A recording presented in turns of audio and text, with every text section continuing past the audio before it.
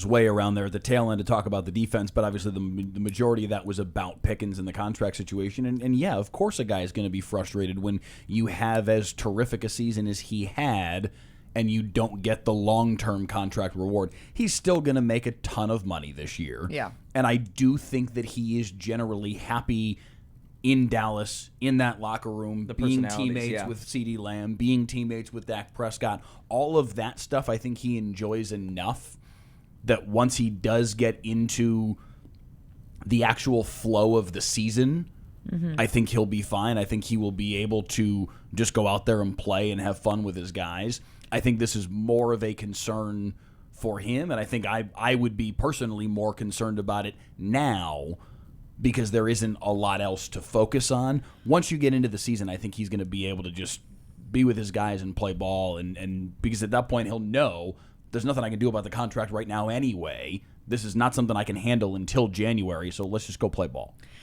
I do agree with that, but I do think it's interesting that Troy brought up like the mental side of this for a guy like GP who you think about the situation he was in Pittsburgh, and I think you could understand how like mentally if he wasn't in a great, I know you're saying he's in a good environment here in Dallas, but like if you're unsettled in any kind of aspect of the game or your football life, that can affect your performance because everything, as we know, it starts up here. I think also like we know sometimes like when you're dealing with contracts, no matter how much you try to put it out of your mind, like it can weigh on you subconsciously. And I just wonder, I genuinely wonder if we're going to see it impact him. There are times where you see this both ways. Like a player signed a really big contract and then they have so much pressure from that signature that then like the weight of the pressure results in bad performance on the play. On the other hand, you have a guy like him. Like he knew he was in a contract year and he put up career numbers. So this could go either way. I'll be really interested to see how it does play out because I do think the mental side of this unsettledness will play into his performance. Talking about unsettledness, I think part of the reason why it wasn't an automatic signed deal, because again, part of the reason why they moved on from Micah to bring all this cap space in and facilitate some of these moves was the end of season stuff. Like if he didn't have the performance that he had against Detroit specifically, which I think everyone kind of points to, where everyone goes, oh, see, the old Pickens is still there. And that might not necessarily be fair to him. One blip in essentially a 17-game schedule is not a fair analysis.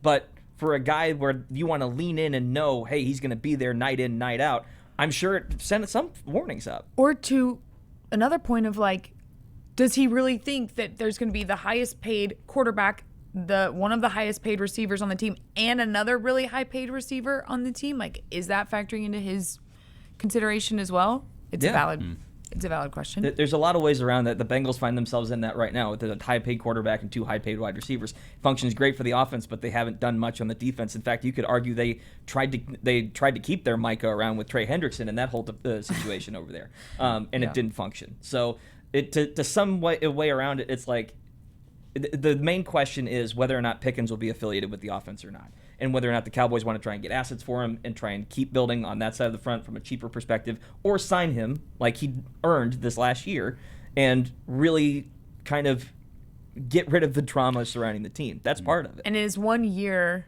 of proving yourself enough to warrant a long-term deal? Like, do they feel like they saw enough in 1 year? Maybe they're using this this year, his second year with Dallas, as you can stack some good years. Yeah, maybe that's what we needed in order to feel confident signing you long term. Yeah.